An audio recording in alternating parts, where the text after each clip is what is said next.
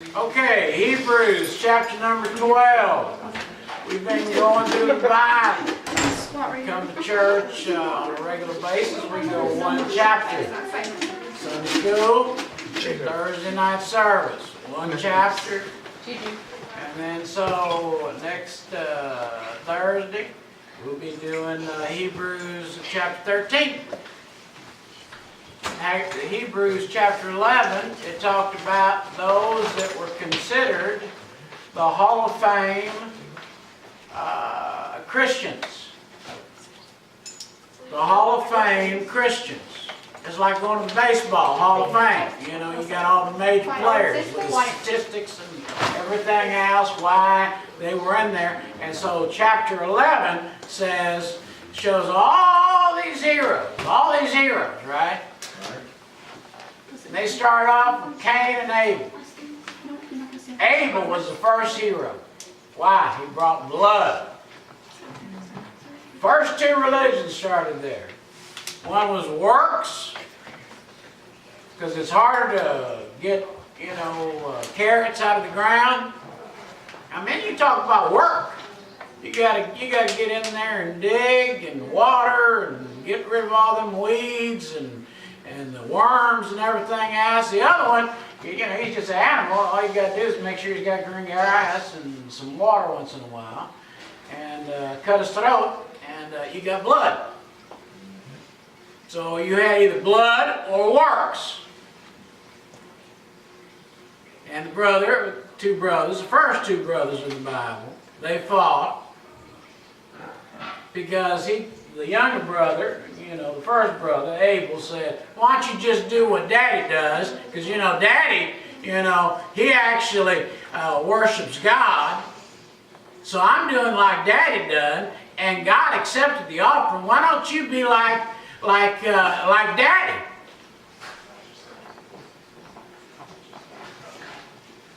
He didn't like that. So he got mad at his own brother, killed his brother. I mean, you got to be pretty mad to kill your own brother, man. You got to be mad. He was the first hero. He brought that blood by faith. By faith. The only way you can please God is you please God by faith. Amen. Faith is the substance of things not seen.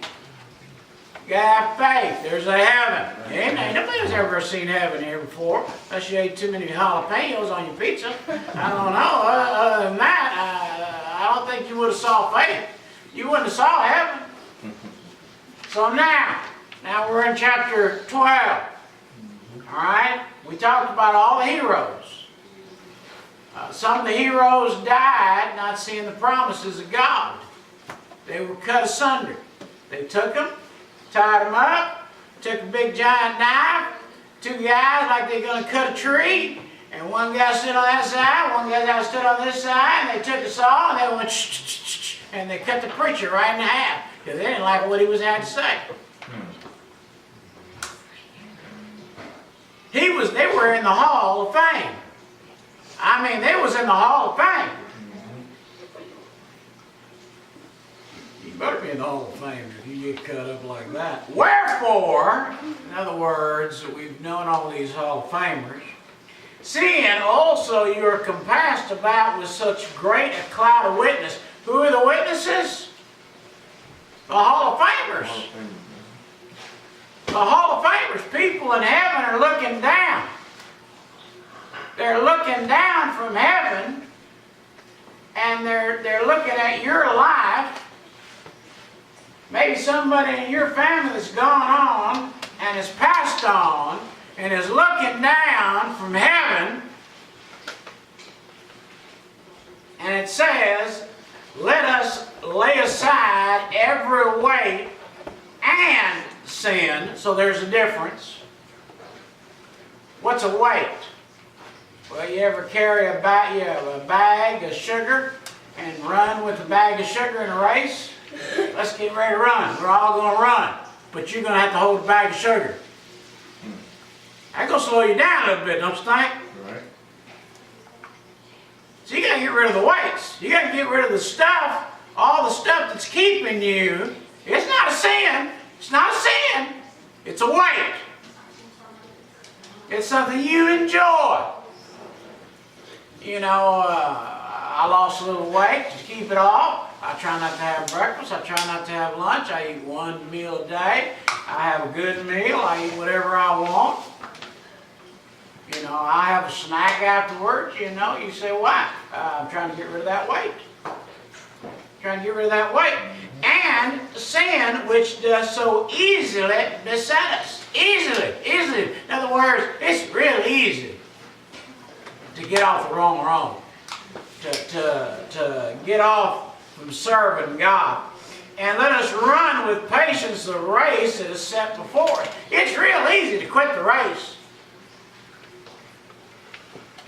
I mean, if we had a 20-mile run race right now, I don't think half of you'd make it. I mean, we had a 20-mile race, I don't think half of you'd make it. Maybe the young people would. I can tell you this, you know, after about a mile or two, I'm done. You know, I'm sorry, I'm done, you know. I can't make it. So it's easy to fall off the race. It's easy.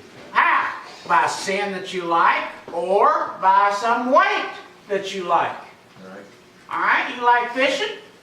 Hey, you want to fish 7 days a week? That's fine. You ought to fish 6 days a week. So you can make it to church on Sunday. Amen. I mean, what's your excuse for not going to church on Sunday? What's your weight? It's got to be a weight. Now the sin is you didn't go to church. But the weight is the one that kept you from going to church. And it's usually something stupid like, I want to sleep in late. Like I stayed up too late. It's usually something stupid. Right. Just plain, ordinary, stupid. I ain't going to church because I don't like that preacher. Well, let me tell you this. You ain't always going to find the perfect church. But find the best one you can. Whether it's Methodist, whether it's Southern Baptist, whatever. We're independent, fundamental Baptists, but if the best church is a Southern Baptist in your town, go there. Find you a church. You got to find your church. You need to be in church on Sunday. Amen. If not, you're out of the race. You've been knocked out. That's the weight. The sin is not going. Looking unto Jesus, the author and finisher of our faith, for the joy that was before him endured the cross. He looked at that cross and he said, that's joy.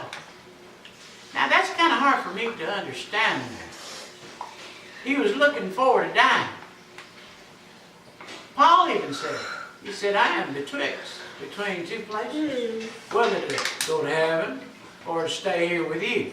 He says, it's more profitable if I stay here because y'all actually need me. Y'all ain't figured it all out yet.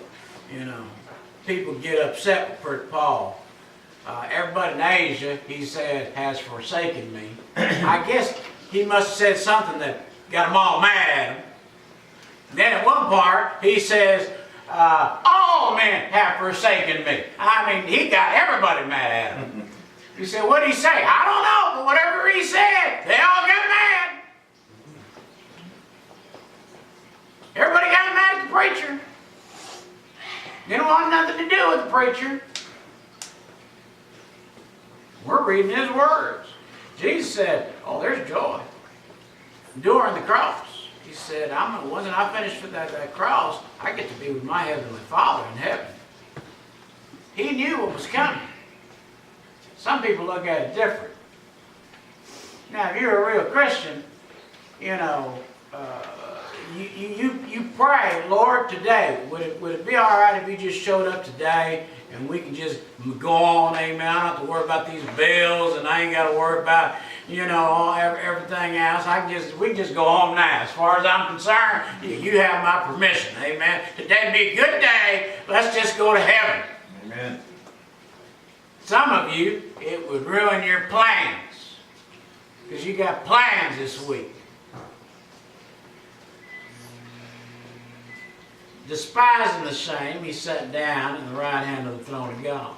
That was the Lord Jesus Christ. For consider him that endured such contradiction of sinners against himself, lest you be wearied and faint in your mind. Can you faint in your mind? Absolutely. How do you faint? You fell down. Somebody had to wake you up. Why? You fainted. Some people faint for a while. They're out of it for a while. Somebody got to slap them, you know. They got to slap you. Hey, hey, hey, hey, hey! Wake up, wake up, wake up, wake up! Wake up, wake up! You can fall. I tell you, you can faint. I just can't believe that Christ died on the cross. Our hero, our Messiah, has died. I can't believe it. He said, I don't want you to faint. I don't want you to be weary. You can get weary. You know, sometimes it gets weary going to church. You know, especially when the preacher gets on to you. And you know, there's three kinds of preaching. That's rebuke, reproof, and exhort. Reproof is, I get on to you and say, don't stop doing that. We ain't dancing, little girl, in church.